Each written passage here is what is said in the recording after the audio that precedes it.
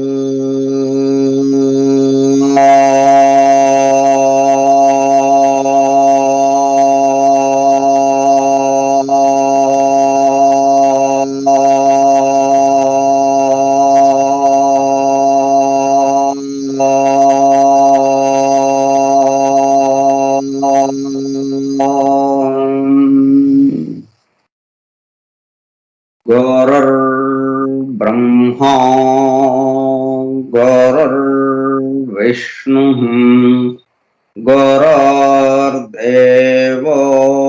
महेश्वरः गुरुः साक्षात् परं ब्रह्मा तस्मै श्री गुरवे नमः।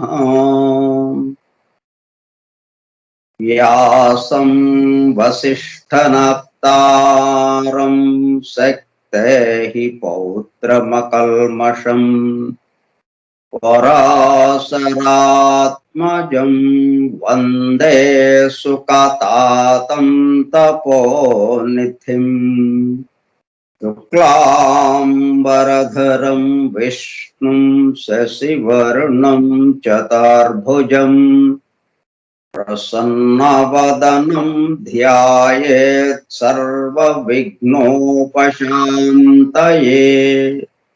अगज आननपद्मार्कं गजाननमहर्निशम् अनेकदं तं भक्तानाम् एकदन्तमुपास्महे। वक्रतुण्डमहाकाय कोटिसूर्यसमप्रभा निर्विघ्नं कुरु मे देवा सर्वकार्येषु सर्वदा। सरस्वती नमस्तुभ्यं वरदे कामरूपिणी विद्यारम्भं करिष्यामि सिद्धिर्भवतु मे सदा। ॐ भूर्भुवः स्वः ॐ तत्सवितुर्वरेण्यं भर्गो देवस्य धीमहि धियो यो नः प्रचोदयात्।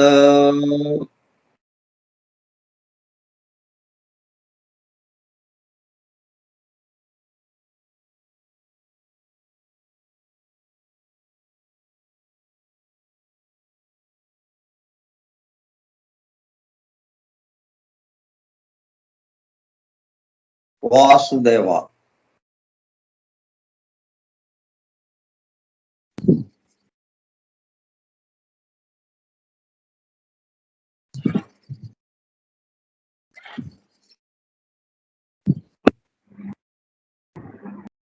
Forum for ట్రూత్ సీకర్స్ సత్యాన్వేషకుల బృందం. దివ్య జ్ఞాన ప్రబోధిని a text book of theosophy గ్రంథ పఠనము మరియు అధ్యయనము కార్యక్రమము 4వ పాఠము 23/8/2021 సోమవారం సాయంత్రం 4:30 గంటలు.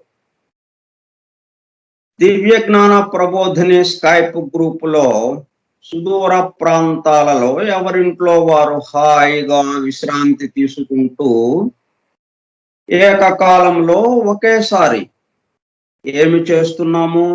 వింటున్నాము. ఏమి వింటున్నాము? 1888 సంవత్సరంలో అనగా దాదాపు 133 సంవత్సరముల క్రితము synthesis of science, religion and philosophy, శాస్త్రము, మతము మరియు తాత్వికతల సమన్వయ రూపముగా పరమ గురువులు మేడం హెలెనా పెట్రోవ్నా బ్లవెట్స్కీ ద్వారా ప్రథమముగా ప్రస్తుత సైంటిఫిక్ యుగములోనే భౌతికతలో కూరుకుపోయిన మానవాళిని భౌతికత నుండి ఆధ్యాత్మికత వైపుకు మరల్చడానికి, భౌతికత ఆధ్యాత్మికతల మధ్య సామరస్యము సమతూకమును నెలపడానికి అందింపబడిన మ్యాగ్నమ్ ఓపస్ మహత్తర ఆధునిక దివ్య జ్ఞాన గ్రంథము ది సీక్రెట్ డాక్ట్రిన్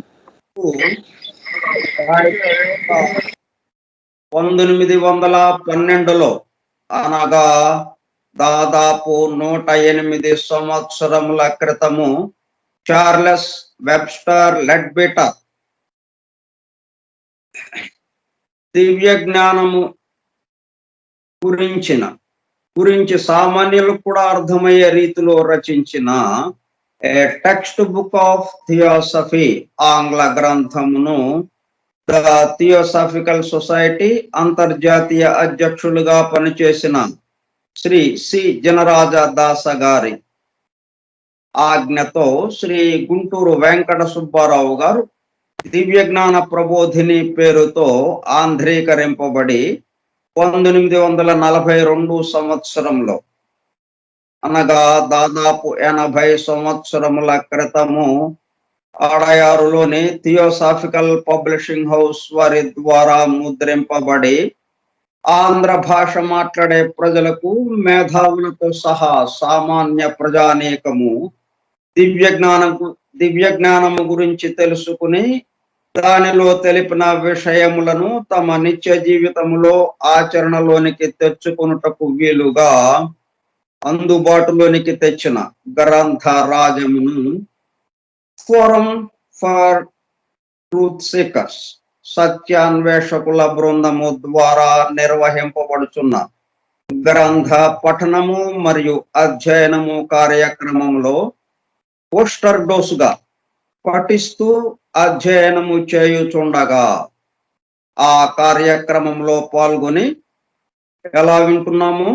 అత్యంత శ్రద్ధాసక్తులతో చెవియొగ్గి వినుచున్న అనగా ఒళ్ళంతా చెవులు చేసుకుని వినుచున్న ప్రియ సోదర శ్రోతలందరకు నమస్కారం.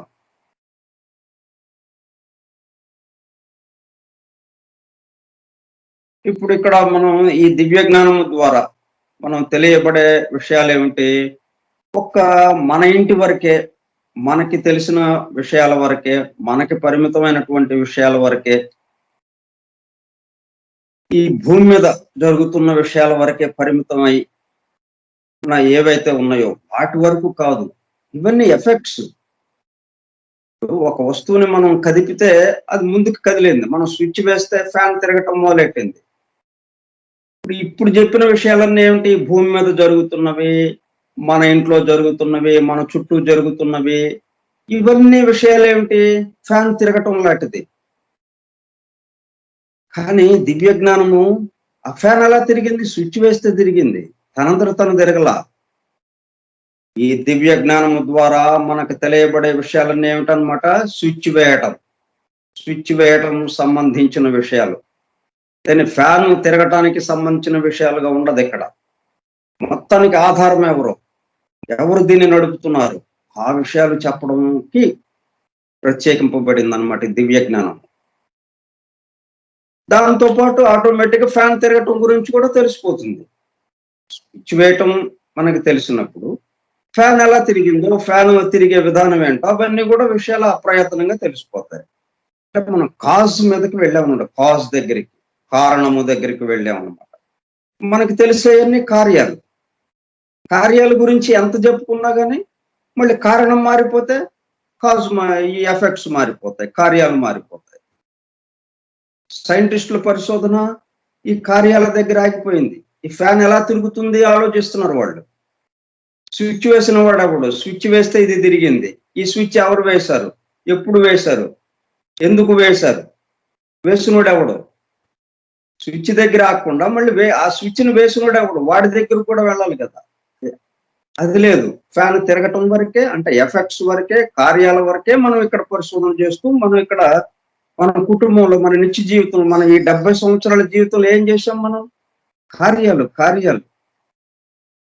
కుటుంబంలో ఒక సంఘటన జరిగిన తర్వాత దాని గురించి బాధపడుతూ, దాని గురించి దుఃఖాన్ని అనుభవిస్తూ అలాగ ఉన్నాం. కాబట్టి మనం ఈ చిన్న విషయాలకి, పరిమితమైన విషయాలకి కాకుండా అసలైన కారణం దగ్గరికి తీసుకెళ్తుంది దివ్య జ్ఞానం మనం. అదొకటి మనం గుర్తుపెట్టుకోవాలన్నమాట. అందువల్ల మనకి మన చుట్టూ జరుగుతున్న సంఘటనలకి సంబంధించిన విషయాలేమి ఇక్కడ చెప్పబడడం లేదు అని అనిపిస్తుంటుంది. కానీ ఆ కారణం చెప్పినప్పుడు ఈ చుట్టూ జరుగుతున్న విషయాలకి చక్కగా వివరణ అందుతుంది మనకి. ఇక దీని గురించి మనకి ఇంకొకరు చెప్పక్కర్లేదు.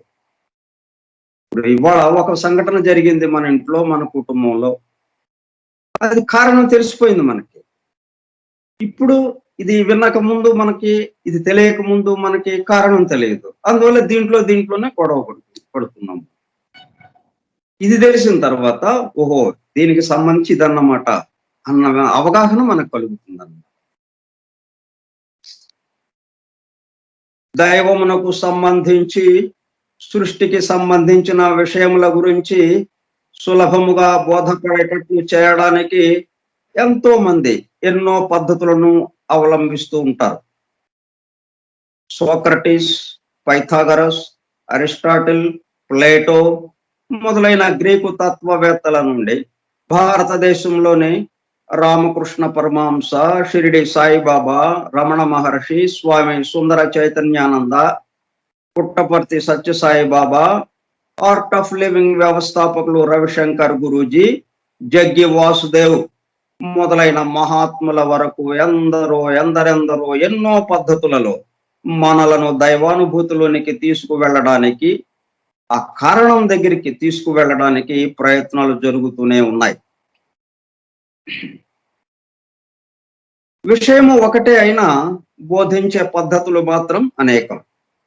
ఒక్కొక్కరు ఒక్కొక్క పద్ధతిలో తాము ఏ పద్ధతి ద్వారా అనుభూతి చెందారో అది ముఖ్యం అన్నమాట. వాళ్ళు అనుభూతి చెందినదే చెప్తారు మనకి. అంతేగాని ఎక్కడో రాసి ఉంది కాబట్టి దాన్ని మనకు వల్లెవేయడం కాదు. వాళ్ళు ముందు అనుభూతి చెంది ప్రశాంతమైన స్థితిలో ఉండి, ఆ భగవంతుడి యొక్క స్థితిలో ఉండి అప్పుడు మనకు చెప్తున్నారు వాళ్ళు. ఆ అనుభూతి ఎలా చెందారో, ఏ పద్ధతి ద్వారా చెందారో ఆ పద్ధతిలో మనకు బోధించడానికి ప్రయత్నం జరుగుతూ ఉంటుంది. ఏ పద్ధతి అయితే మరి ఇంతమంది ఉన్నారు, మనం ఏది వినాలి, మనకి ఎక్కడికి వెళ్ళాలి అంటే ఏ పద్ధతి మన స్వభావమునకు సరిపోతుందో, పరిణామంలో ఎక్కడ ఉన్నామో దానికి తగ్గట్టుగా మనకు సరిపడిన దానిలో చేరి సాధనకు ఉపక్రమిస్తూ ఉంటాం. ఇప్పుడు చెప్పుల షాప్కి వెళ్తాం, మన సైజుకి సరిపోయే బూట్ కొనుక్కుంటాం. బూట్ కానీ చెప్పులు కానీ మన పాదం సైజుకి సరిపోయేది కొనుక్కుంటాం. అంతేగాని ఆ బూట్ బాగుందని ఒక పెద్ద సైజుది కొనుక్కోం కదా మనం. ఇట్లాగా మనకి సరిపోయేది, మనకు సూట్ అయ్యేది. ఎందుకంటే దాంట్లో చేరితే మనం ఇక ఉత్తీర్ణులై బయటికి రావాలి అన్నట్లుగా, ఆ దైవానుభూతితో బయటికి రావాలి అన్నట్లుగా ఉండాలి కదా.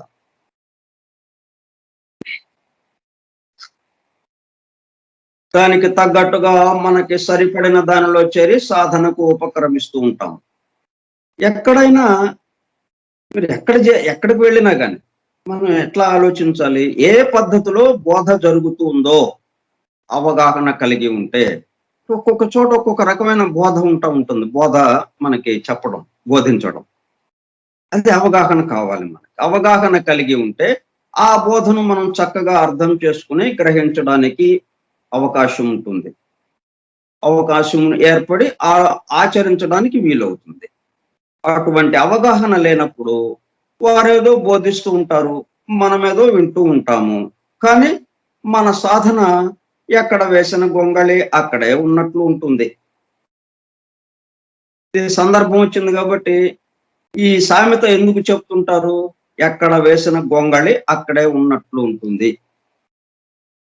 గొంగళి పురుగు తర్వాతి దశ సీతాకోక చిలుక. ఇది గొంగళి పురుగుగా జీవితాంతం ఉండదు. కొంతకాలం గొంగళి పురుగుగా ఉండి తర్వాత సీతాకోక చిలుకగా మారుతుంది. గొంగళి పురుగు అందుకనే ఈ సామెత తీసుకొచ్చారు. మనం ఇప్పుడు భౌతికతలో కూరుకుపోయి భౌతిక మానవుడిగా ఉన్నాం. మనం ఇప్పుడు పూర్తిగా స్థూలంగా ఉన్నాం. అటువంటి వాళ్ళ ఒక గొంగళి పురుగులాగా ఉన్న వాళ్ళం, చాలా పరిమితమైన భావనలో ఉన్నవాళ్ళం, పరిమితమైన ప్రదేశంలో ఉన్నవాళ్ళం. సీతాకోక చిలుకలాగా అవ్వాలన్నమాట మనం. సీతాకోక చిలుక్కి ఇక సరిహద్దులు లేవు దానికి. మొత్తం ఈ చోటంతా దానిదే. ఎక్కడికైనా ఎగిరిపోగలదు. అంత విశాలత్వం వచ్చేస్తుంది. ఈ పరిమితత్వం నుంచి విశాలత్వంలోకి వెళ్ళడానికి సంకేతంగా దీన్ని వాడుతున్నాం అన్నమాట మనం. గొంగళి పురుగు, సీతాకోక చిలుక. మన యొక్క లక్ష్యం ఏమిటి? సీతాకోక చిలుకలాగా మారడం. అందుకనే మనకి సాధన ఆగిపోయింది అనుకోండి, అప్పుడేమంటున్నాం? గొంగళి పురుగుతో పోలుస్తున్నాం. గొంగళి పురుగు తర్వాతి దశ సీతాకోక చిలుక. గొంగళి పురుగు తాను ఏ ఆకు మీద ఉందో అదే దాని ప్రపంచం. సీతాకోక చిలుకకు ప్రపంచం అంతా తనదే. అన్ని చోట్ల స్వేచ్ఛగా ఎగురుకుంటూ వెళ్ళగలుగుతుంది. దాని ఆలోచన పరిధి ఎంతో విశాలం. నిన్నో చూసొస్తుంది అది. చూసొచ్చి గొంగళి పురుగుకి చెప్తే ఇది నమ్మదు. ఎందుకంటే ఇది దాని చుట్టూ ఏమి లేవు కదా అవి. ఏదో అబద్ధాలు చెప్తుంది, కథలు కబుర్లు కాకరకాయలు చెప్తుందిలే అని చెప్పి అంటూ ఉంటుంది గొంగళి. సీతాకోక చిలుక ప్రత్యక్షంగా చూస్తుంది. ఎన్నెన్నో వింతలు, ఎన్నెన్నో దృశ్యాలు, ఎన్నెన్నో విశేషాలు. నేను దానికి అపారం అవకాశాలు ఎన్నో ఉన్నాయి విశాలత్వంగా. సీతాకోక చిలుకకు ప్రపంచం అంతా తనదే అన్నట్లు స్వేచ్ఛగా ఎగురుకుంటూ వెళ్ళగలుగుతుంది. దాని ఆలోచన పరిధి ఎంతో విశాలం. అందుకని దేనిలోనైనా అభివృద్ధి ఆగిపోతే గొంగళి పురుగుతో పోలుస్తూ ఉంటాం. అభివృద్ధి చెందుతూ ముందుకి వెళుతుంటే సీతాకోక చిలుకతో పోలుస్తూ ఉంటారు.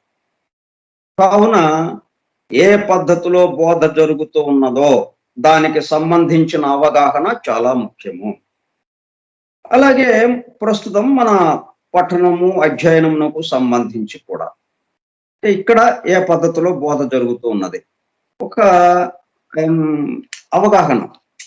ఈ పద్ధతిలో ఇక్కడ చెప్తున్నారు అని అంటే అప్పుడు మనకి దాన్ని అర్థం చేసుకోవడానికి, గ్రహించడానికి చాలా వీలవుతుంది అనమాట. ఇది మనదే అనిపించి దీంట్లో పూర్తిగా మునిగిపోయి మనం చక్కగా వినడానికి అవకాశం ఏర్పడుతుంది. ఇక్కడ ఏ పద్ధతిలో జరుగుతుందో అది మళ్ళీ రేపు కానీ ఎల్లుండి కానీ చెప్పుకుందాం. ఇలా ఒక్కొక్క రోజు మనం పఠనము, అధ్యయనము ప్రారంభించే ముందు కొన్ని ముఖ్యమైన విషయాలు అలాగా మనం చెప్పుకుని అసలైన కార్యక్రమంలోకి వెళ్తాం. మనం ఎందుకీ దివ్య జ్ఞానము అన్న మొదటి అధ్యాయము చదువుకుంటున్నాం మనం. దాంట్లో ఎన్నెన్నో విషయాలు, దివ్య జ్ఞానం అంటే ఏంటి, అది మనకి ఎట్లా పనికొస్తుంది, ఏ పద్ధతిలో పనికొస్తుంది, అవన్నీ చెప్పుకుంటూ వస్తున్నారు. ఏ విషయాలు మనకి తెలియజేస్తుంది అంటే ఎక్కడ తెలియని విషయాలు ఇవన్నీ, తెలియజేయబడని విషయాలు. మనం మామూలు యూనివర్సిటీల్లో, కాలేజీల్లో, హై స్కూల్లో, ప్రాథమిక పాఠశాలలో నేర్పేవి కావు, తల్లిదండ్రులు నేర్పేవి కావు. ఈ విషయాలన్నీ కూడా మనకి ఈ దివ్య జ్ఞానంలో అందజేయబడుతూ ఉన్నాయన్నమాట.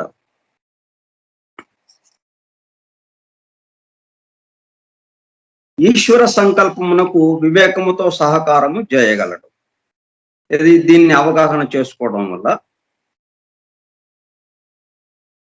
సకల భూత పరిణామము కొరకు నేర్పడిన ఈశ్వర సంకల్పమునకు వివేకముతో సహకారము చేయగలడు.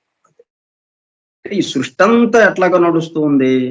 మనం చిన్న చిన్న పనులే, టీ తాగాం, ముఖం కడుక్కున్నాం, ఇవన్నీ కూడా ఇవన్నీ ఈ సృష్టి పరిణామంలో అభివృద్ధి చెందడానికి సంబంధించినదే. ఈ సృష్టి అంతా కూడా పరిణామంలో అభివృద్ధి చెందడానికి ఇవి కూడా అవసరమే. మన యొక్క దైనందిన జీవితం, మానవుని దైనందిన జీవితం, అలాగే జంతు స్థితి, వృక్ష స్థితిలో ఉన్నటువంటి వాటికి సంబంధించి, ఖనిజాలకు ఉన్నటువంటి సంబంధించి, ఈ సృష్టిలో ఏది ఉన్నా కానీ అదన్నీ కలుపుకొని ముందుకు వెళుతూ ఉందన్నమాట. ఇది ఒక పెద్ద రైలు బండి, మహా రైలు బండి అనమాట. ఈ రైలు బండిలో ఈ మొత్తం ఉన్నారు. అంటే మనకి పాత నిబంధన గ్రంథము బైబిల్లో చెప్పినట్టుగా నోవహు ఒక నావలో ఈ మొత్తాన్ని తీసుకువెళ్తున్నాడు. ఆ ప్రళయం వచ్చినప్పుడు జీవుల యొక్క బీజాలన్నీ కూడా, మోడల్స్ అన్ని కూడా తీసుకుని ఆ నావలో అలా వెళుతూ ఉన్నాడు అనమాట. అట్లాగా ఈ మొత్తం ఈ సమస్త సృష్టి అంతా కూడా అలా ముందుకి ప్రయాణం చేస్తూ ఉందన్నమాట. కాబట్టి ఈ ప్రయాణం చేయటంలో అందరికీ కొన్ని కొన్ని బాధ్యతలు అప్పచెప్పబడ్డాయి. ఎవరి బాధ్యత వాళ్ళు నెమ్మది చేసుకుంటూ వెళ్తుంటే ముందుకి అనేది జరుగుతూ ఉంటుంది. ఇప్పుడు మనం ఈ దివ్య జ్ఞానం ప్రత్యేకంగా మనం ఎందుకు నేర్చుకోవాల్సి వస్తుంది? ఇది నేర్చుకోకపోయినా మనం ప్రయాణంలో ఉన్నాం కాబట్టి ఇవాళ కాకపోతే రేపైనా కానీ, ఎల్లుండైనా కానీ మనం ఆ దైవానుభూతిలోకి, ఆ అసలైన లక్ష్యంలోకి వెళ్ళటం జరుగుతుంది. హడావుడి పడక్కర్లేదు. కానీ అప్పుడు దాకా మనం ఎందుకు ఆగాలి? ముందే తెలుసుకుని మనం ముందే వెళ్ళిపోదాం. దాని అవకాశం కూడా మనకి ఇక్కడ ఇచ్చాడు అనమాట భగవంతుడు. ఎందుకు మనం ముందే వెళ్ళిపోయి ముందే తెలుసుకుని ఆ దైవానుభూతిలోకి వెళ్ళిపోవడం ఎందుకు? మన వెనక ఉన్న వాళ్ళకి సాయం చేయటానికి. అటువంటి భావనతో ఇది జరుగుతూ ఉందన్నమాట. అందుకు ముందుకు వెళ్ళటం కోసం ఇది ఈ దివ్య జ్ఞానం మన చేతికి అందింపబడింది. ఆ ఈశ్వర సంకల్పం నాకు వివేకముతో సహకారము చేయగలరు. మరియును మత రూపకమైన దివ్య జ్ఞానము వెనక నెప్పుడో ఎవరో శాసించినారన్న ఆదేశముల మీద గాక, స్వయముగా పరిశోధించి కనుగొన్న సంగతులచే సూచితమైన శుద్ధ ప్రపంచ జ్ఞానము మీద ఆధారమైన ఒక జీవిత సూత్రమును తదనుచరుల కొసంగును. ఇది శాస్త్రముగా ఉంది. దివ్య జ్ఞానము అంటే పరిశోధించి తెలుసుకోవడానికి వీలుగా రుజువుపరుచుకుని ఇది అవును అని ఒక సైంటిస్ట్ ఎట్లాగైతే ఒక ఆవిష్కరణ తను ఎలాగ తీసుకొస్తాడో అట్లాగా ఈ దివ్య జ్ఞానాన్ని కూడా, దివ్య జ్ఞానం అంటే మనకి కంటికి కనబడదు, కారణం కదా. కారణం గురించి మనకి ఇక్కడ తెలియజేయబడుతున్నది. కారణం కంటికి కనబడదు, మన కంటికి కనబడేది కార్యాలే. అందుకని దివ్య జ్ఞానము మనకి ఎవరికి కంటికి కనపడకుండా ఉంది కాబట్టి నిగూఢంగా, గుప్తంగా అది ఇలాగ ఉందండి అని చెప్తే మనం నమ్మడానికి లేదు. అందుకని దాన్ని పరిశోధించి దివ్య దృష్టితో, దివ్య శ్రవణం అటువంటి శక్తులతో వాళ్ళు పరిశీలించి ఇది శాస్త్రీయంగా రుజువుపరిచారు అన్నమాట ఈ దివ్య జ్ఞానాన్ని. మతం కూడా అని చెప్తున్నారు. మతం అని ఎందుకు చెప్తున్నారు? మనం నిత్య జీవితాన్ని ఎట్లా గడపాలి, ఎలా గడిపితే మనం ఆ దైవానుభూతిలోకి వెళ్ళటానికి వీలవుతుంది. భగవంతుడి గురించినే కదా పవిత్ర గ్రంథాలన్నీ, అంటే మత గ్రంథాలన్నీ. అయితే అక్కడ మత గ్రంథాల్లో ఏంటి, మీరు ఇలాగే చేయాలి, మీరు ఎట్లాగే ఉండాలి. ఇప్పుడు ఆఫ్ఘనిస్తాన్లో అదే గోల కదా. ఖురాన్లో ఉన్నాయంట, ఖురాన్లో ఉన్న ప్రకారం మీరు నడవాలి అంటాడు. మీకు ఇష్టం ఉందా లేదా మాకు తెలియదు, అంతే నడవాలి అంతా అలాగా అని వాళ్ళు అలా పెట్టారు మతానికి సంబంధించి. కానీ దివ్య జ్ఞానము మతమే కానీ అట్లాగా శాసించదు. మీరు ఆలోచించండి, మీ అంతటా మీరు ఆలోచించి అవును అన్నప్పుడు దాన్ని పాటించడానికి, ఆచరించడానికి మీరు చూడండి అన్న ఇది స్వేచ్ఛ ఇక్కడ ఇస్తుంది అనమాట. అది దానికి దీనికి తేడా. మత రూపకమైన దివ్య జ్ఞానము వెనక నెప్పుడో ఎవరో శాసించినారన్న ఆదేశముల మీద గాక, ఎవరో చెప్పారండి, యెహోవా చెప్పాడు, లేకపోతే అల్లా చెప్పాడు కాబట్టి ఇలా నడవండి అని ఉండదు. అట్లాగా నువ్వు చెప్పి వాడు చెప్పాడంటే ఎట్లాగా?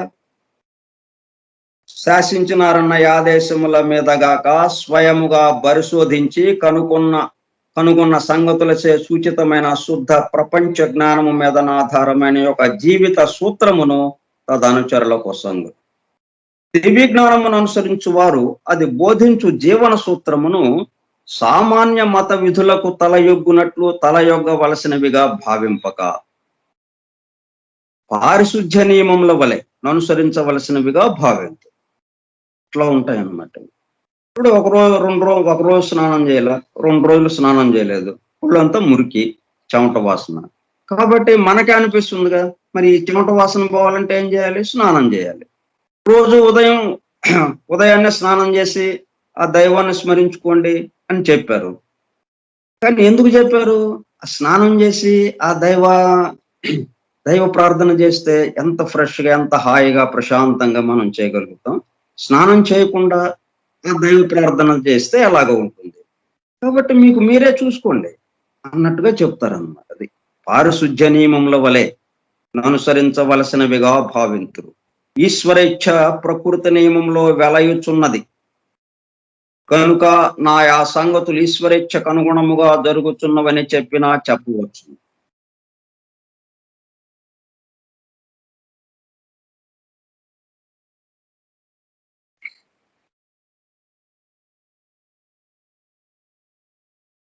ఈశ్వరేచ్ఛ సమస్త వ్యాపారములను వివేకముతో నియమించు. శాసించటం కాదు, వివేకముతో ఆలోచించి యుక్తాయుక్త విచక్షణతో చక్కగా చేయండి, మీకు మీరుగా ఆలోచించి అన్నట్టుగా చెప్తుంది. అది ఈశ్వరేచ్ఛ అంటే. సమస్త వ్యాపారములను వివేకముతో నియమించును కనుక నా నియమములను అతిక్రమించుటనగా భగవత్ సంకల్పము సులభముగా నెరవేరకుండా నాటంకము కలిగించుట, పరిణామములో నా అల్ప భాగమును ఒక క్షణమాత్రము వెనుకకు ఉంచివేయుట, తద్వారా మనకు ఇతరులకు అసౌఖ్యమును తెచ్చిపెట్టుకునుట అని అర్థము. కాబట్టి ఈ విధంగా కొన్ని ప్రకృతి ధర్మాలు ఉన్నాయి, ప్రకృతి నియమ నిబంధనలు, రోడ్డు నియమ నిబంధనలు లాగా. ఇప్పుడు రోడ్డు నియమ నిబంధనలు ఎవరో శాసించారు, ప్రభుత్వం వాళ్ళు పెట్టారు కరెక్టే. కానీ ఎందుకు వాళ్ళు శాసించారు? మన యొక్క దీనికోసం, మన క్షేమం కోసం, మన రక్షణ కోసం పెట్టారు అవి. అట్లాగే ఈశ్వర ఈ సంకల్పం కూడా, ఈ ప్రకృతి నియమాలు, ప్రకృతి ధర్మాలు, నియమ నిబంధనలు మన రక్షణ కోసం, మనం త్వరగా ఆ దైవానుభూతిలోకి వెళ్ళడానికి, త్వరగా ఈ పరిణామంలో దివ్య మానవ స్థితి నుంచి దివ్య మానవ స్థితికి చేరి అక్కడి నుంచి ఆ దైవానుభూతిలోకి దైవంగా మారటం అనే దానికి ఉపయోగపడేటట్టుగా పెట్టారు అవి. కాబట్టి దాన్ని అనుసరిస్తూ వెళితే మనకి, మన చుట్టూ ఉన్న వారికి ఎవరికి ఇబ్బంది లేకుండా, సంఘర్షణ లేకుండా, ఘర్షణ లేకుండా ఉంటుంది. వాటికి వ్యతిరేకంగా మనం వెళితే ఆటోమేటిక్గా అందరికీ ఇబ్బంది అవుతుంది. మనకి, మన చుట్టూ ఉన్న వాళ్ళకి, అందరికీ కూడా అది ఆటంకంగా, నిరోధకంగా, అభివృద్ధి నిరోధకంగా పనిచేస్తుంది. కాబట్టి మనం ఏం చేయాలన్నమాట, దానివల్ల మన పరిణామం, అభివృద్ధి ఆగిపోతుంది. మనకి ముందుకు వెళ్లాల్సింది అలాగా స్టాండ్ స్టిల్ అయిపోతుంది, ఆగిపోయినట్టు అవుతుంది. మనకి ఆగిపోవటం కాకుండా మన చుట్టూ ఉన్న వాళ్ళకు కూడా, వాళ్ళ అభివృద్ధిని కూడా ఆపిన వాళ్ళం అవుతాం. తద్వారా మనకు నితరులకు ఉన్న సౌఖ్యమును తెచ్చిపెట్టుకునుట అని అర్థం. బుద్ధిమంతుడు ప్రకృతి నియమమును ఉల్లంఘించకపోవుటకు కారణము ఇది గాని, ఎవరో ఒక దేవతకు కోపము వచ్చునని, ఆ కోపము నుంచి తప్పించుకొనవలనని కాదు. రోడ్డు నియమాలు దేనికండి? పోలీసు కోసమా? మనం రోడ్డు మీదకి వెళ్ళంగానే అటు ఇటు చూస్తూ ఉంటాం, పోలీసులు ఉన్నారా లేదా. పోలీసులు లేకపోతే మన ఇష్టం, పోలీసులు ఉంటే ఆ రోడ్డు నియమ నిబంధనలు అనుసరిస్తాం. అట్లాగే అయిపోయింది మనకి. ఈ మతంలో ఉన్న గ్రంథాలు, మత గ్రంథాలు మనకి చెప్పేవి కూడా ఆ మాదిరిగా ఉన్నాయన్నమాట. ఇది చేయకపోతే ఆ దేవత కోపిస్తుంది, మిమ్మల్ని శపిస్తుంది అన్నట్టుగా చెప్తున్నారు అక్కడ. అందువల్ల ఇప్పుడు ఏమవుతా ఉంది మనకి, దేవతల కోసం మనం పని చేయాల్సి వస్తుంది. అంటే పోలీసుల కోసం రోడ్డు నియమ నిబంధనలు అన్నట్టుగా, ఈ ప్రకృతి నియమ నిబంధనలు దేవతల కోసం అన్నట్టుగా అయిపోయిందన్నమాట. ఇట్లా కాకుండా మనం దాన్ని చక్కగా అవగాహన చేసుకుని, ఇది మనందరి క్షేమం కోసం ఏర్పరచబడినవి. కాబట్టి దానికి అనుగుణంగా మనం వెళ్తే మనతో పాటు అందరికీ హాయిగా ప్రశాంతంగా ఉంటుంది. అందరము పరిణామంలో త్వరగా అభివృద్ధి చెంది ముందుకు వెళ్ళటానికి వీలవుతుంది. మన లక్ష్యాన్ని చేరటానికి వీలవుతుంది.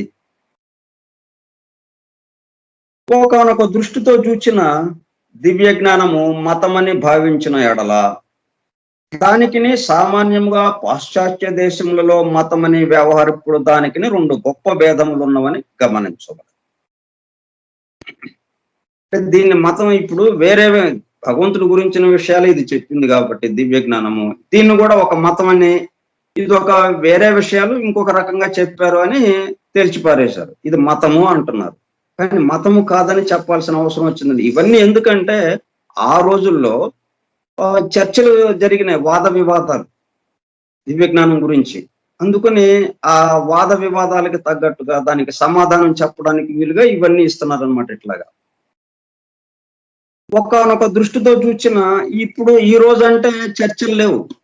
అందరం అసలు మతం లేదు, ఏం లేదు. మనం ఏంటి, మనం సుఖంగా ఉండటం అలాగా, డబ్బు సంపాదించడం అలాగా, భౌతిక విషయాల పట్ల ఆసక్తితో పూర్తిగా భౌతికతలో మునిగిపోయాం. కాబట్టి ఇంక ఇవన్నీ ఏంటి అసలు ఆ ప్రశ్నే లేదన్నమాట. ఒకప్పుడంటే పూర్తిగా భౌతికతలో కూరుకుపోవాలి. అందుకని వాళ్ళు ఇదేంటి ఇదేంటి అని అడుగుతుండేవాళ్ళు. ఇప్పుడు ఆ పరిస్థితి లేదు. అందుకని ఇవన్నీ కొంచెం మనకి సంబంధం లేనివేమో అన్నట్టుగా అనిపిస్తుంటుంది. కానీ మనకి దీని గురించి కూడా మనం ఆలోచించాల్సిన అవసరం ఉందన్నమాట.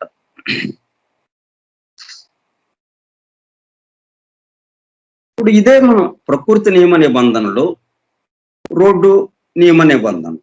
రోడ్డు నియమ నిబంధనలు పోలీస్ కోసం పెట్టినయా, మన కోసం పెట్టినయా? ప్రకృతి నియమ నిబంధనలు దేవతల కోసం పెట్టినయా, మన కోసం పెట్టినయా? ఒక్కసారి ఆలోచిస్తే చనిపోతుంది. ఏం లేదు.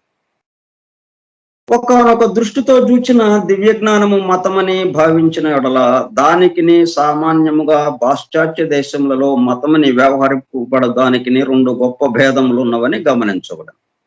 మొదటి భేదము, దివ్య జ్ఞానము తదనుచరుల ఆయా విషయములను నమ్మవలనని శాసించదు. అదే మతం అనేటప్పుడు కల్లా శాసిస్తుంది. నువ్వు ఇట్లాగే ఉండాలి, బురకా వేసుకోవాలి, స్త్రీ ఒంటరిగా వెళ్ళకూడదు, ఈ పిచ్చి వ్యవహారాలు.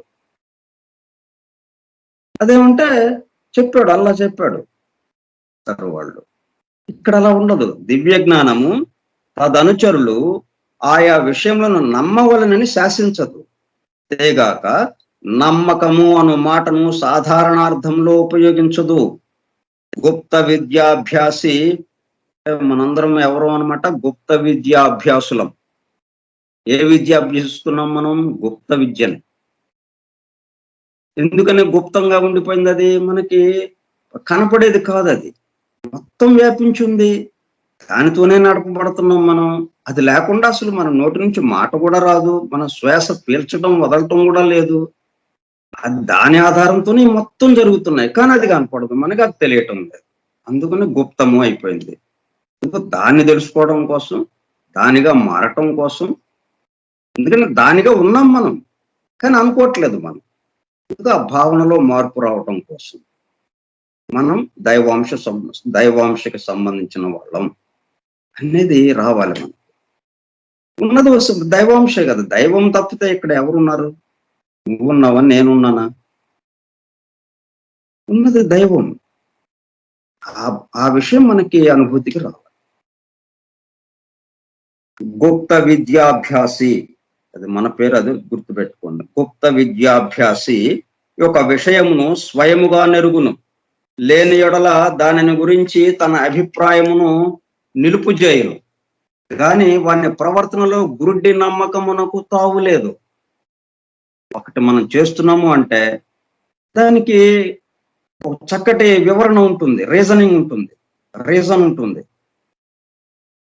దానికి ఒక శాస్త్రీయమైనటువంటి నిబద్ధత ఉంటుంది, శాస్త్రీయంగా ఉన్నటువంటి రుజువులు ఉంటాయి. అప్పుడు మనం దాన్ని ఆచరిస్తూ ఉంటాం. ఆ విషయమును గురించి నిశ్చితమైన సమాచారము విశేషముగా గలదు. ఆ సమాచారం ఇది వరకు పరిణామ మార్గమున మనకంటే చాలా దూరం ముందుకు పోయి, ఆ సమాచారం అంతా మనకి ఎలా చేరింది? ముందుకెళ్ళిపోయిన వాళ్ళు ఉన్నారు కదా మనకన్నా ముందు. మనం చిన్న పిల్లలు ఉన్నారు, 1వ తరగతిలో చేరారు. వాళ్ళకి అక్షరాలు నేర్చుకోవటమే సరిపోతుంది. అక్షరాల వరకే వాళ్ళకి నేర్చుకుంటున్నారు వాళ్ళు. ఇంకా మిగతా విషయాలు ఏమీ తెలియదు. ఇప్పుడు మనం ఉన్నాము 60-70 సంవత్సరాల వాళ్ళం. మరి మన దగ్గర సమాచారం చాలా ఉంది. అట్లాగా మనకన్నా చాలా ముందుకు వెళ్ళిపోయిన వాళ్ళు చాలా మంది ఉన్నారు. ఆ పరమ గురు పరంపర వాళ్ళ దగ్గర ఉంది ఈ సమాచారం అంతా. మనకంటే చాలా దూరం ముందుకు పోయి, ఎందువలన దానిని గురించి ప్రత్యక్షానుభూతిని బడసిన పురుషుల వల్ల ముఖ్యముగా లభించును. మనకి రమణ మహర్షి, రామకృష్ణ పరమహంస వీళ్ళ వల్ల. తరువాత మన కగుపించు పూర్వుల అడుగుజాడల గతిని బట్టి చేయు నూహల వల్ల కూడా లభించును. ప్రస్తుత కాలచక్రము యొక్క గమ్యస్థానం ఇంకను మన పైన చాలా దూరం నన్ను ఇప్పుడు మన దృష్టి కగుపించునే ఉన్నది. మన వీళ్ళు చాలా కాలచక్రం యొక్క చక్రాలు ఇవన్నీ మనకు ఉన్నాయి కదా, వాటికి సంబంధించి సమాచారం అంతా కూడా మనకన్నా ముందు వెళ్ళిన వాళ్ళ దగ్గర ఉంది.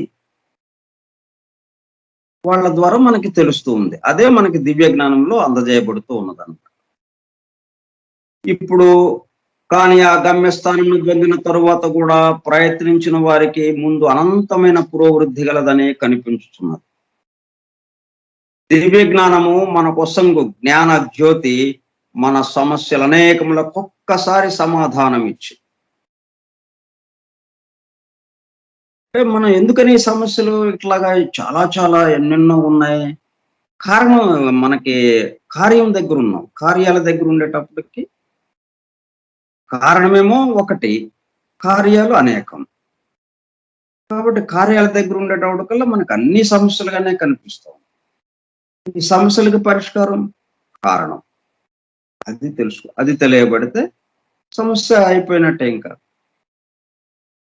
అందువల్ల మన సమస్యలు అనేకములకు ఒక్కసారి సమాధానం ఇచ్చి ఎందుకు ఇవ్వగలుగుతుంది దివ్య జ్ఞానం? కారణం దగ్గర ఉంది కాబట్టి. ఈ కార్యాలన్నిటినీ తీసుకొచ్చింది ఎవరు? ఆ కారణం. అది తెలియబడేటట్టుగా చేస్తుంది కాబట్టి ఒక్కసారిగా సమాధానం ఇస్తా ఉంది మనకి. ఎన్ని సమస్యలైనా ఉండొచ్చు, 100,000, 1,000, లక్షలు, కోట్లు, మొత్తానికి అంటే కారణం దగ్గర ఉన్నాం మనం. కారణం నుంచి ఇస్తా ఉంది ఇది. ఋషుల దర్శనం నుంచి ఇస్తా ఉంది. కష్టములు అనేకముల తొలగించి జీవితంలో అన్యాయములుగా దోచు సంఘటనలకు కారణముల చూపి అన్ని వైపులను విషమముగా దోచు పరిస్థితులలో నుంచి ఒక క్రమ పద్ధతిని కొని తెచ్చును. కాబట్టి మరి ఇది మనం అధ్యయనం చేయాలా అక్కర్లేదా? ఇది మనకు అవసరం అవుతుందా లేదా? ఈ దివ్య జ్ఞానం అవసరం లేకుండా, ఈ దివ్య జ్ఞానం మన దగ్గర లేకుండా మనం జీవితాన్ని గడిపితే అలాగ ఉంటుంది. దివ్య జ్ఞానం మన దగ్గర ఉండి మనం జీవితం గడిపితే అలాగుంటుంది. ఆ తేడా చూడండి. కాబట్టి దీని అవసరం ఉంది మనకి. ఎందుకని? మన సమస్యల అనేకములకు ఒక్కసారి సమాధానం ఇచ్చి, కష్టములను అనేకముల తొలగించి జీవితంలో అన్యాయములుగా దోచు సంఘటనలకు కారణముల చూపి అన్ని వైపులను విషమముగా దోచు పరిస్థితులలో నుంచి ఒక క్రమ పద్ధతిని కొని తెచ్చు. దివ్య జ్ఞానము యొక్క గొప్ప ప్రయోజనములలో ఇది ఒకటి. ఇట్లు దివ్య జ్ఞాన బోధ కొంతవరకు సాధారణ లౌకికుని బుద్ధి అతీతముగా వర్తించు శక్తులను పరిశోధించుటచే లభించినదైనను ఇవి ఎలాగ చెప్పగలిగాము? వీటికి సంబంధించి శక్తులు, వికసించిన శక్తులు గల వాళ్ళు ఎవరైతే ఉన్నారో వాళ్ళు పరిశోధించి, వాళ్ళు మనం ఎట్లాగైతే మన ఎదురుగా ఉన్న వాటిని మనం చూసి పంచేంద్రియాలతో తెలుసుకోగలుగుతున్నాము, అట్లాగే వాటిని కూడా మనకి కంటికి కనపడనివే ఉందో, మరి సైంటిస్ట్కి మన మనకు ఎదురుగా చోటు ఖాళీగా ఉంది. కానీ సైంటిస్ట్ ఖాళీగా ఉందా? వందల వేల లక్షల బ్యాక్టీరియాలు అక్కడ తిరుగుతూ ఉన్నాయి, రకరకాలు. ఈ చోటు మొత్తం ఏదో దాంతో ఉంది అక్కడ. మైక్రోస్కోప్ పెట్టి చూడంగానే ఇవన్నీ కనిపిస్తున్నాయి. మరి మనకేమో ఇది ఏమీ లేనట్టుగా కనిపిస్తూ ఉంది. ఈ కొంచెంలోనే ఇట్లాగా ఉంటే మరి వాళ్ళు దివ్య జ్ఞానానికి సంబంధించి వాళ్ళు పరమగురు పరంపర, వాళ్ళ యొక్క దృష్టి ఎంత విశాలంగా ఉండి ఇంకా ఎన్ని విషయాలు చూడగలిగారు వాళ్ళు. ఇప్పుడు సైంటిస్ట్ చెప్పింది మనం నమ్ముతున్నాం కదా. ఎందుకు నమ్ముతున్నాం? వాళ్ళు రుజువుపరిచి చెప్తున్నారు. అట్లాగే ఈ పరమగురు పరంపర కూడా ఈ దివ్య జ్ఞానం గురించి అంటే గూఢంగా, నిగూఢంగా, గుప్తంగా ఉన్నప్పటికీ దానికి సంబంధించి వాళ్ళు దర్శించి ప్రత్యక్షంగా అవి అవును అని చెప్పి మనకు రుజువు చేసి రుజువుపరుస్తూ మనకి బోధిస్తున్నారు. అందుకని లౌకికుడు దానిని ఆధారంగా కొని అంటే మనకి తెలియకపోవచ్చు, మనకు కనపడకపోవచ్చు. మనం ఇప్పుడు ఈ కరెంటు ఇవన్నీ ఎట్లా వాడుతున్నాం? మన కరెంటు గురించి ఏమైనా తెలుసా? ఫ్యాన్ ఎట్లా తయారైందో తెలుసా? మనకి ఏసీ ఎలా తయారైందో మనకు తెలుసా? శుభ్రంగా వస్తున్నాం, స్విచ్ చేస్తున్నాం, కూర్చుంటాం. మనకి తెలిసిందేంటి? స్విచ్ చేయటం. చూడండి మరి. అట్లా లౌకికులకి బుద్ధికి అతీతముగా వర్తించు శక్తులను పరిశోధించుటచే లభించినదైనను, లౌకికుడు దానిని ఆధారంగా కొని పరిశోధించి చూచిన ఎడల మనం స్విచ్ వేస్తే మరి అది పనిచేస్తుంది కదా, కాబట్టి సైంటిస్ట్ చెప్పింది కరెక్టేగా అన్నది మనకి ఇక్కడ తేలిపోయింది. అట్లాగే ఇప్పుడు ఈ బోధలని మనం ఆచరించడం ద్వారా దానికి సంబంధించిన ఫలితం వస్తుంటుంది. ఆ శాంతి, దైవానుభూతిలోకి వెళ్ళడం, మనలో ప్రేమతత్వం పెరగటం, మనలో అంతకుముందు ఉన్న స్వార్థం స్థానంలో ప్రేమతత్వం పెరగటం, ఇటువంటి మార్పులన్నీ వస్తున్నాయి. కాబట్టి అవును అని మనం అనుకోవచ్చు కదా. లౌకికుడు దానిని ఆధారముగా కొని పరిశోధించి చూచిన ఎడల నది సరి అయిన బోధ అయిన శీఘ్రముగా తెలుసుకున్నాను. సైంటిస్ట్ చెప్పింది మనం ఎలాగైతే కరెక్ట్ ఎస్ అండి అని అంటున్నాము, నిజమే అంటున్నాము, అట్లాగే ఇవి కూడా మనం చెప్పొచ్చు అన్నమాట. ఏలయన నా బోధ ఒకటే తన ఎదుట జరుగుతున్న జీవిత నాటకమునకు సందర్భముగాను సబబుగాను అర్థము చెప్పగలదు. ఏంటి ఇట్లా జరిగింది? సమాధానం ఉంది దివ్య జ్ఞానంలో. ఓ అట్లాగా అన్నది మనకు అవగాహన వస్తుంది. దివ్య జ్ఞానం, ఒక్క దివ్య జ్ఞానం అంటే ఇప్పటి వరకు చెప్పినవన్నీ పక్కన పెట్టడం కాదు. ఇప్పుడు వరకు ఏవైతే పవిత్ర గ్రంథాల్లో చెప్పబడ్డాయో వాటిలో చెప్పిన విషయం ఇది. అయితే వాటిని అర్థం చేసుకోలేక వాటిని పక్కన పెట్టేశాం. అందుకని వీళ్ళు ఏం చేశారు? పరమగురు పరంపర మళ్ళీ వాటిల్లో విషయాన్ని ఇంకొంచెం వివరంగా మనకు అర్థమయ్యేటట్టుగా ముందుకు తీసుకొచ్చారు. నా బోధ ఒకటే తన ఎదుట జరుగుతున్న జీవిత నాటకమునకు సందర్భముగాను సబబుగాను అర్థము చెప్పగలదు. పరిపూర్ణలకు సిద్ధ పురుషులు ఉన్నారు. టైం అంటే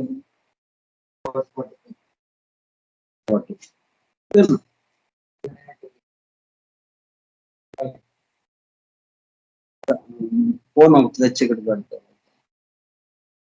టైం చూపించేది. ఏలైనా నా బోధ ఒకటే తన ఎదుట జరుగుతున్న జీవిత నాటకమునకు సందర్భముగాను సబబుగాను అర్థము చెప్పగలదు.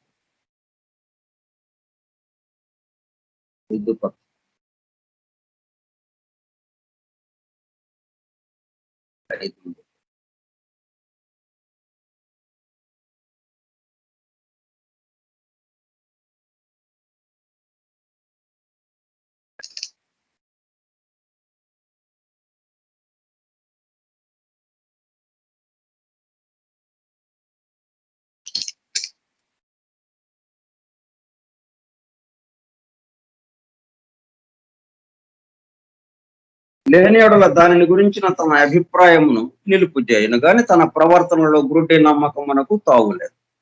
విద్యార్థులు ఆరంభ దశలో సహజముగా విషయములను తమంతట తాము తెలుసుకున్న ద్వారా కనుక నితరులు చేసిన పలు విధములైన పరిశోధనల ఫలితములను చదివి వాని యథార్థతను తాము స్వయముగా నిర్ధారణ చేసుకునగలిగినంత వరకు వానిని ఆధారములుగా గైకొని పనిచేయవచ్చునని ఆ విద్యార్థులకు చెప్పుదు.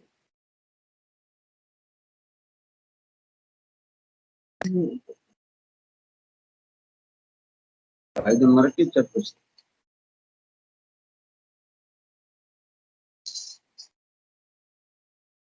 ముందు మనకి తెలియదు కాబట్టి తెలిసిన వాళ్ళు చెప్పిని మనం వింటూ ఉంటాం, తెలుసుకుంటాం.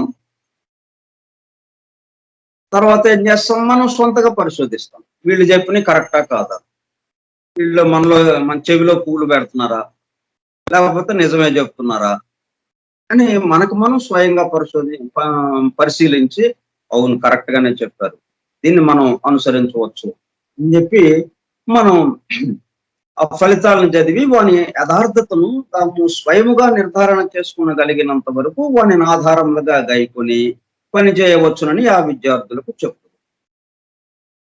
రెండవ భేదం, ఇప్పుడు మామూలు వాటికి రెండు గొప్ప భేదాలు ఉన్నాయని చెప్పి, అంటే దివ్య జ్ఞానము ఒక మతమని భావించినట్ల మతానికి సంబంధించి ఈ దివ్య జ్ఞానానికి సంబంధించి రెండు ప్రధానమైన భేదాలు కనిపిస్తున్నాయి. ఆ ప్రధానమైన భేదాల్లో ఇది ఒకటి. ఇక రెండోది, ఎవడే మతమును అవలంబించి ఉన్నను ఆ మతము నుండి వానిని మరలించి ఇతర మతమును చేయుటకు దివ్య జ్ఞానమెన్నడను ప్రయత్నించదు.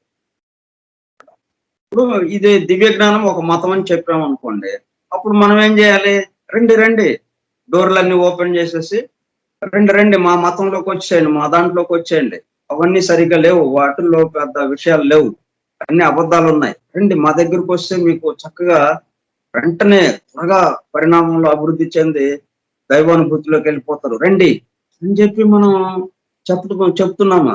లేదు. ఎవడే మతమును అవలంబించి ఉన్నను ఆ మతము నుండి వానిని మరలించి ఇతర మతమును స్వీకరింపజేయుటకు దివ్య జ్ఞానమెన్నడను ప్రయత్నించు. ఇక్కడ ప్రధానమైన భేదం. మిగతా వాళ్ళు ఏం చేస్తున్నారు, మా దాంట్లోకి రండి అది పెద్ద గొడవ ఇప్పుడు ప్రపంచవ్యాప్తంగా. అంతేగాక ఎవని మతమును వానికి బోధపరిచి, విజ్ఞానం ఏం చేస్తుంది, ఇది ఒక టార్చ్ లైట్ వేస్తే చీకట్లో వెలుగు కనిపిస్తుంది.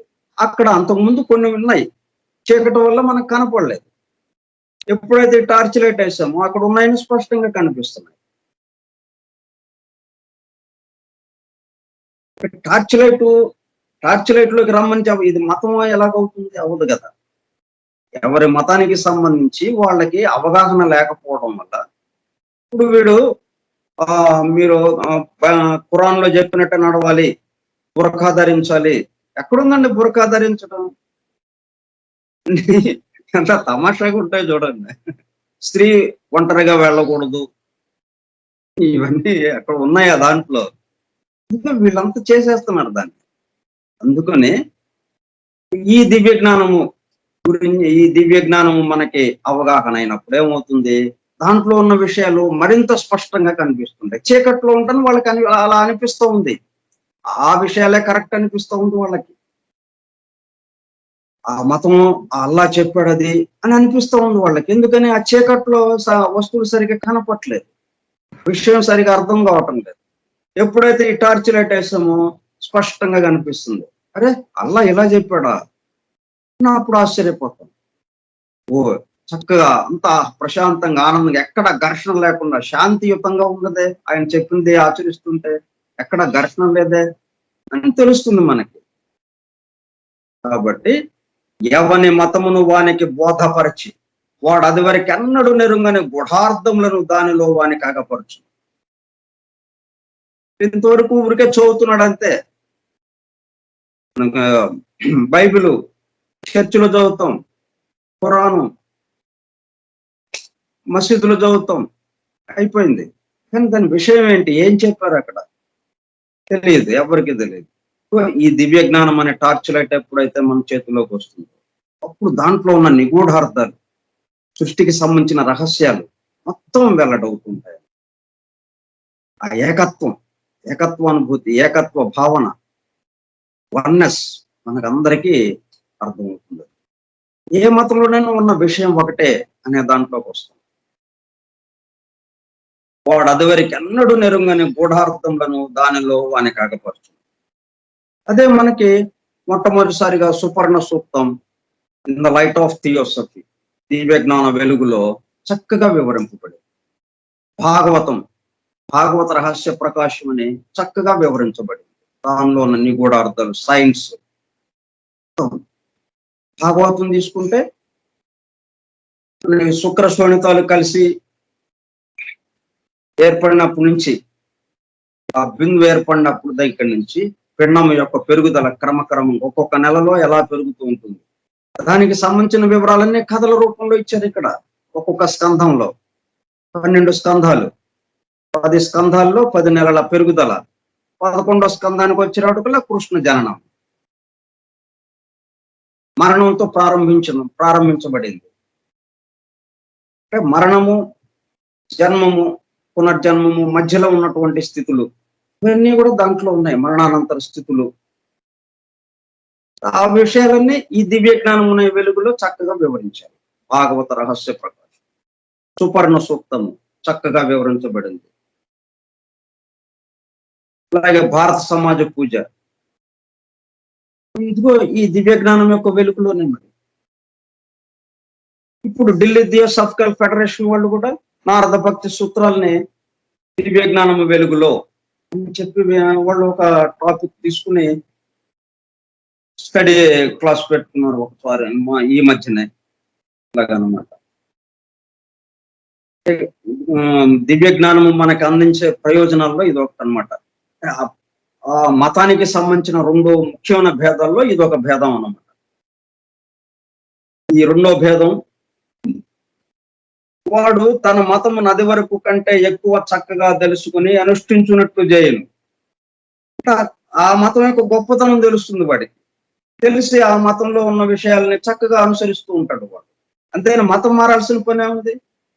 మతం మారక్కర్లేదు. తమ మతమునందు శ్రద్ధ మించు కోల్పోయిన వారికి మునుపటి కంటే నెక్కువ తెలివితేటలతో కూడిన ఉత్తమ జాతి శ్రద్ధను తిరిగి కలిగించు. ఇప్పుడు ముప్పాతి గొంతు మతంకి సంబంధించిన వాళ్ళు ఉన్నారు, మతస్థులుగా ఉన్నారు. కానీ ఎవరో ఒక 100కి 10 మంది జాగ్రత్తగా ఆ రోజు దాని మీద భక్తి శ్రద్ధలతో ఆ ఖురాన్ చదువుకోవటం, బైబిల్ చదువుకోవటం, లేకపోతే పురాణాలు, ఉపనిషత్తులు చదువుకోవటం అలాగా చేస్తున్నారు. మిగతా వాళ్ళంతా ఇదంతా పుక్కిడి పురాణాలు, ఈ నమ్మకం లేదు, ఇవన్నీ ఏవో తెలియని టైంలో వచ్చిన విషయాలు ఇవి. అభివృద్ధి లేనప్పుడు, సైన్స్ అభివృద్ధి జరగనప్పుడు వచ్చినవి. ఇప్పుడు సైన్స్ అభివృద్ధి జరుగుతుంది కాబట్టి ఇవన్నీ తీసి పక్కన పెట్టండి అని హాయిగా తిరుగుతున్నారు. పూర్తిగా శ్రద్ధ పోయింది, మతం పట్ల పూర్తిగా శ్రద్ధ పోయింది. రాజకీయానికి వాడుకుంటున్నారు. కాకపోతే అధికారాన్ని చేజెక్కించుకోవడానికి ఇది ఒక పనిముట్టుగా వాడుకుంటున్నారు తప్పితే మతం మీద గౌరవం ఉండి కాదు. మతాన్ని పూర్తిగా మర్చిపోయారు అనమాట ఎక్కువ మంది. కాబట్టి ఇప్పుడేంటి, శ్రద్ధను ఇంచుమించు కోల్పోయిన వారికి మునుపటి కంటే ఎక్కువ తెలివితేటలతో కూడిన ఉత్తమ జాతి శ్రద్ధను తిరిగి కలిగించును. ఈ దివ్య జ్ఞానము టార్చలైట్ కనుక దగ్గర ఉంటే ఇప్పుడు తను ఏ మతంలో ఉన్నాడో ఆ మతానికి సంబంధించిన విషయాలన్నీ చక్కగా అర్థమయ్యి, అరే మనం ఇంతవరకు అలాగా తప్పుగా అర్థం చేసుకున్నామే, దీన్ని నిర్లక్ష్యం చేశాము, ఈ రోజు నుంచి చక్కగా మనం చేయాలి అన్న భావన కలగజేస్తుంది. దివ్య జ్ఞానము భౌతిక శాస్త్రము కూడా అన్నయి ఉన్నది. తత్వము, మతము, శాస్త్రము ఈ మూడిటి యొక్క కలయికగా ఉంది, సమన్వయంగా. ఇప్పుడు మతం గురించి ఇప్పుడు చెప్పుకున్నాం. ఇప్పుడు దివ్య జ్ఞానము భౌతిక శాస్త్రము కూడానై ఉన్నది. నిజమునకది జీవిత శాస్త్రము, ఆత్మశాస్త్రము. అంటే ఈ మొత్తాన్ని గురించి తెలుసుకుంటున్న వాడెవడో వాడి గురించి చెప్పేది ఇది. మనందరం ఏం చేస్తున్నాం, మన చుట్టూ ఉన్న వాటి గురించి తెలుసుకోవడానికి ప్రయత్నం చేస్తున్నాం, కానీ మన గురించి లేదు ఇక్కడ. దీంట్లో మన గురించిన విషయం వివరం ఎక్కడా లేదు మనకి. ఇగో దీంట్లో వస్తుంది మనకి మన గురించిన వివరణ. ఈ విషయాలన్నిటిని తెలుసుకుంటున్న నేనెవరిని, నేను అక్కడి నుంచి వచ్చాను, నా స్వరూపం ఏమిటి, ఆత్మ విద్యగా ఇది ఉందన్నమాట. భౌతిక శాస్త్రము కూడా ఉన్నది. అది ప్రతి విషయమును భౌతిక శాస్త్ర విధానమును ఉపయోగించి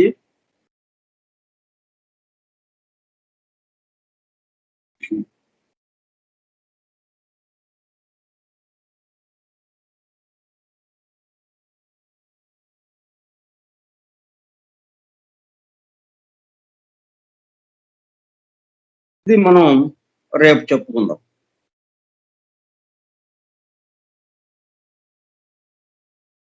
ఈ విషయాలన్నీ మనకు అర్థం కాకపోతే దివ్య జ్ఞానం ఏంటి నేర్చుకున్నాం? దివ్య జ్ఞానం గురించి చాలా ఉన్నాయి మనకి. మరణానంతర స్థితుల గురించి చెప్పింది. బ్రహ్మం నుండి మానవుని వరకు ఆ సృష్టి ఎలాగా వ్యక్తమవుతూ ఉన్నది, సౌర కుటుంబం ఎలాగ నిర్మాణం అయింది, జీవ పరిణామం ఎలాగ ఉంది, మానవ నిర్మాణం ఎలాగ జరిగింది, మరణానంతర స్థితి ఎలాగుంటుంది, పునర్జన్మం వాళ్ళు ఎలా జన్మిస్తాము, మరణం తర్వాత మరణం నుంచి కొంతకాలం జరిగిన తర్వాత మరలా జన్మించడం పునర్జన్మము, అది ఎలాగ జన్మిస్తాము, ఇవన్నీ మన తెలియాలి. అంటే ఇవన్నీ తెలుసుకుని మనం ఏంటి చేస్తాం? అసలు దివ్య జ్ఞానం ఎందుకు, దివ్య జ్ఞానము ద్వారా ఏంటి జరుగుతుంది, ఈ విషయాలన్నీ మనకు అవగాహన. అప్పుడు ఇవి తెలుసుకున్నప్పుడు మనకి చాలా ఉపయోగంగా ఉంటుంది.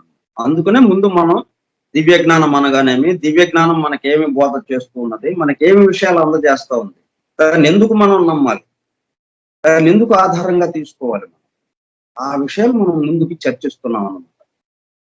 ఇది గనక మనకి కొంత అవగాహన అయితే అప్పుడు మనం అది చెప్పే ఆ సృష్టి రహస్యాల గురించి మనం లోపలికి వెళ్ళచ్చు. డైరెక్ట్ గా సృష్టి రహస్యాల్లోకి వెళ్ళిపోతే మళ్ళీ ఇంత ముందులాగానే అయిపోతుంది. మళ్ళీ ఆ మతం వాళ్ళు ఎలాగ చేస్తున్నారో అట్లాగే అయిపోతుంది. మనం చక్కగా ఒక క్రమ పద్ధతిలో వెళుతున్నాం. అట్లా రాశాడు ఆయన. లెగ్బెటర్ వ్యాసాల రూపంలో ఒక్కొక్కటి వ్యాసంగా రాశాడు అనమాట, ఒకదాని తర్వాత ఒకటి. ఏది తెలుసుకున్న తర్వాత ఏది తెలిస్తే మనకి చక్కగా అవగాహన కలుగుతుందో ఆ పద్ధతిలో ఆయన ఇచ్చారు.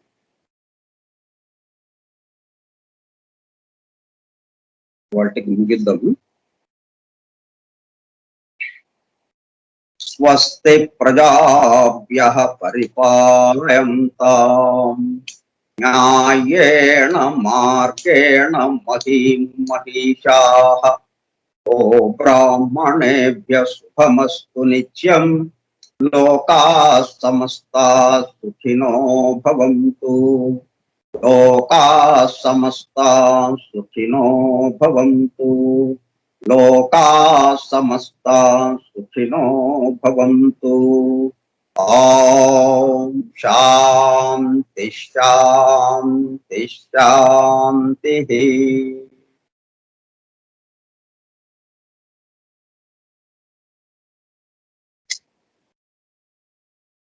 ఓపికగా విన్నటువంటి ప్రియ సోదరులందరికీ ధన్యవాదాలు. నమస్తే sir. Thank you sir. Thank you sir.